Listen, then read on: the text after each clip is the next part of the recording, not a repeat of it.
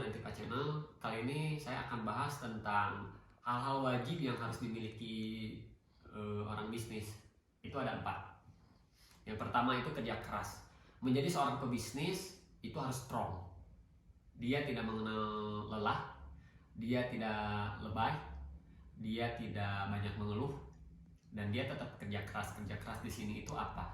Ketika dia sudah ada kemauan berbisnis, endingnya apapun rintangan, apapun masalahnya, dia pasti selalu belajar dari situ dan selalu dinikmati. Karena kerja keras ini adalah menjadi tonggakan pertama yang harus dimiliki sebagai orang bisnis. Karena sebagai orang bisnis tidak bisa yang namanya leha-leha. Karena dalam bisnis itu sudah ada takarannya. Ketika dia punya ekspektasi tinggi, maka proses di situ yang memang harus selalu siap dan tangkap. Itu yang pertama. Poin yang kedua yaitu kerja cerdas. Tidak hanya kerja keras yang harus dipunyai sebagai seorang pebisnis, tapi smart people, kerja cerdas itu adalah menjadi kewajiban. Dari kerja keras di sini apa? Kita belajar dari pengalaman orang banyak. Kita belajar dari buku-buku yang di sekitar, dari studi literatur yang ada.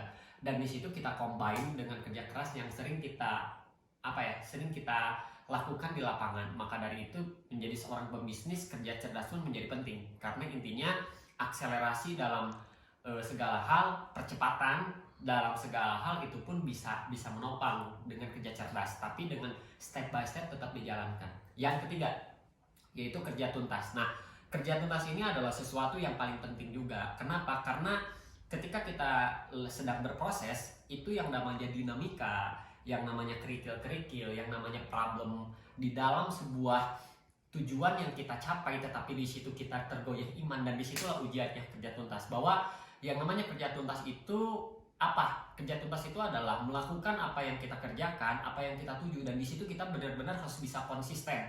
Karena konsisten itu tidak bisa dengan mulut, tapi konsisten itu adalah dilakukan dengan setiap prosesnya, dilakukan dengan tiap hari.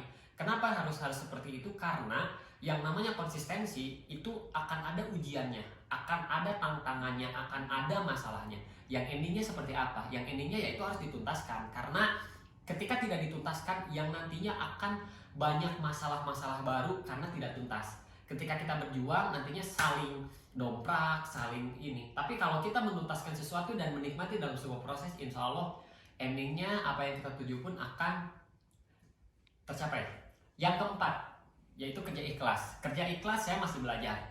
Dengan saya yang sekarang pun saya masih belajar. Karena kerja ikhlas itu adalah seperti hukum kausalitas, hukum sebab akibat. Yaitu ketika kita membantu seseorang, tapi kita tidak pernah berpikir feedback, kita tidak pernah berpikir yang namanya ingin orang itu membalas.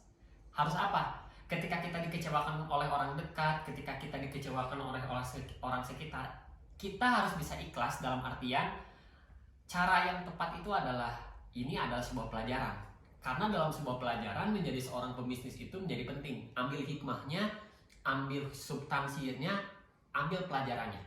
Dan menjadi ikhlas itu kenikmatan sebenarnya kalau ketika endingnya kita saling belajar, terbuka. Karena saya punya teori yang tadi saya bilang, hukum kausalitas sebab akibat. Saya pikir Tuhan akan baik. Ketika kita menabur suatu kebaikan, nanti kita tidak berpikir yang namanya feedback dari orang itu sendiri. Suatu saat Tuhan akan melihat kebaikan apa yang kita capai, dan itulah buahnya. Yang kedua, ketika kita gagal, ketika kita dikecewakan oleh orang di sekitar kita, jangan pernah berpikir orangnya, tapi lihat gagasannya dan lihat kelebihannya dan manfaatnya dari orang. Maka dari itu kerja ikhlas adalah menjadi tombak dan menjadi penting, dan itu pun dari segala agama itu diajarkan untuk kita bisa ikhlas. Terima kasih, semoga bermanfaat.